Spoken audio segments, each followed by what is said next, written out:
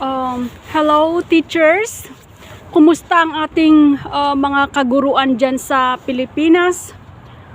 Pasensya na, ngayon lang ako nag-live kasi sobrang busy, napaka-busy talaga ng November, December at January. Sobrang busy talaga. So ngayon lang ako naka-live sa ating mga kaguruan dyan, teachers, hello. Nandito pa rin tayo sa Eastern Europe at kung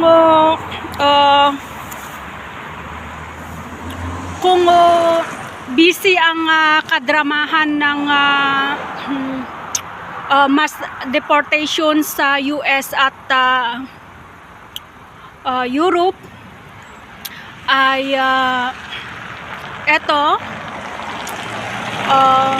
nangangailangan ng migrant workers naman dito sa Eastern Europe. So, may mga nagtatanong, paano ba daw yung IELTS? Humihingi sila ng tips.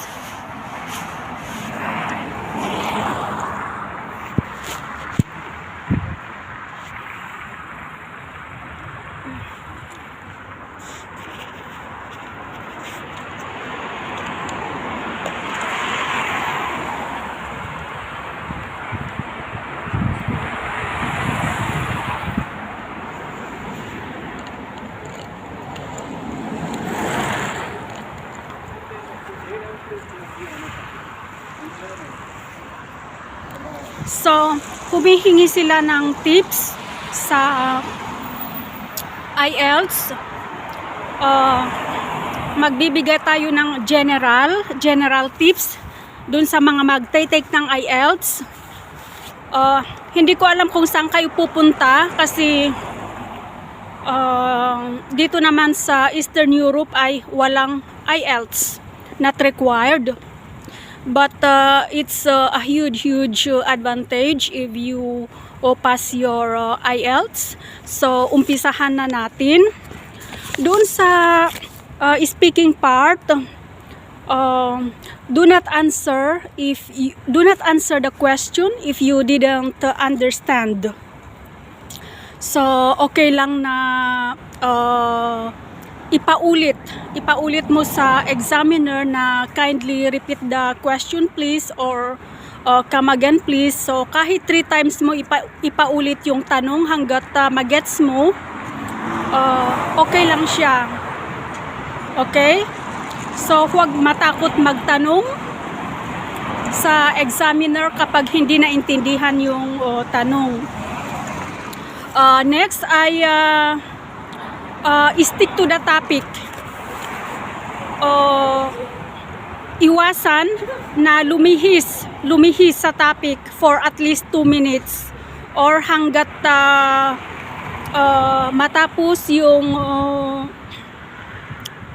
hanggat sabihin ng examiner na thank you, or until the examiner stops you. Don't stop speaking. Dahil kung hihinto kang magsalita ay walang language na lalabas, walang maa-assess yung examiner. Okay? Next.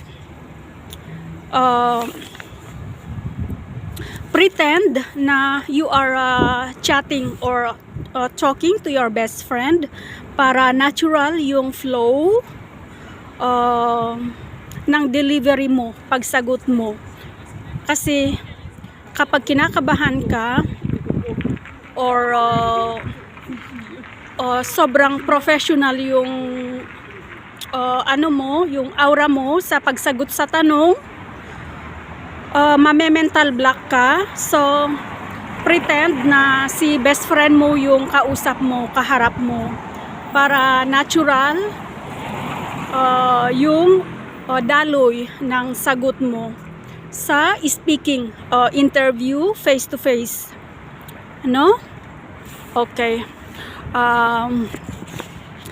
Next, yun, don't pose ng matagal. Huwag hihinto sa gitna or huwag tumigil magsalita. Keep going speaking all throughout.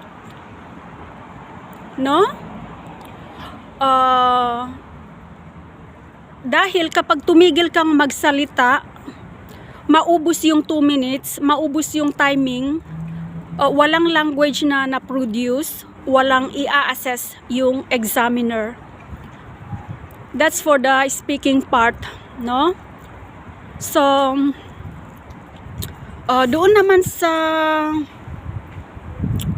general tips, don't memorize kasi mabilis at napakadaling ma-detect ng examiner ang memorize answers. Tapos susundan ka ng follow-up questions na mahihirap related sa topic na tinanong kanina. Ngayon matutulala ka. Kaya better huwag mag-memorize ng sagot kasi hindi mo alam kung anong tanong yung ibabato nila sa'yo. Okay, madaling ma-detect, napakadaling ma-detect ang memorize questions, answers I should say. Automatic band 3 yan. Ano? Okay. Doon naman sa writing, i-detalye natin siya kasi medyo mahaba at medyo meticulosa. Maraming parts kasi yun. So, himay-himayin natin sa mga susunod na vlogs natin. Likewise doon sa reading kasi iba-iba yung parts, so iba-iba yung techniques doon. So in general, don't take the IELTS exam if you are not 100% ready, if you are not if you don't know, you should know what to expect. You familiarize the exam, the format. You did a lot of practice. Yeah. So that's all for now. I will give you more vlogs about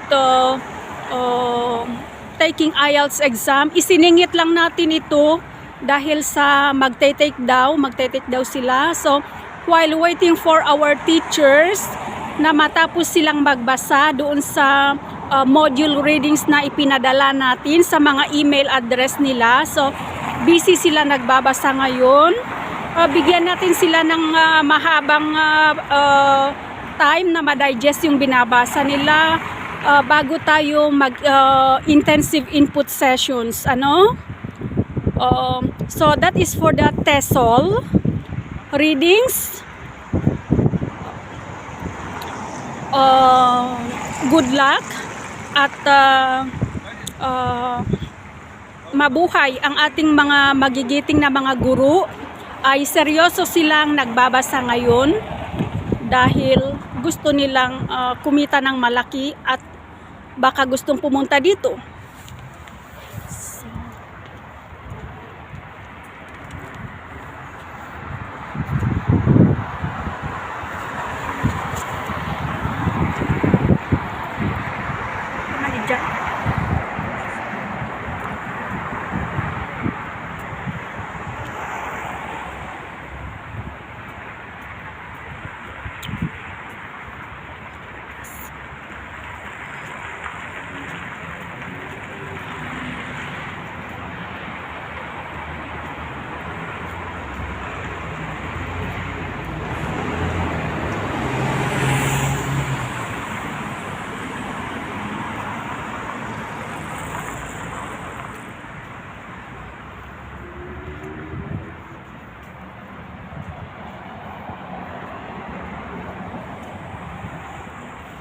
Ganda oh.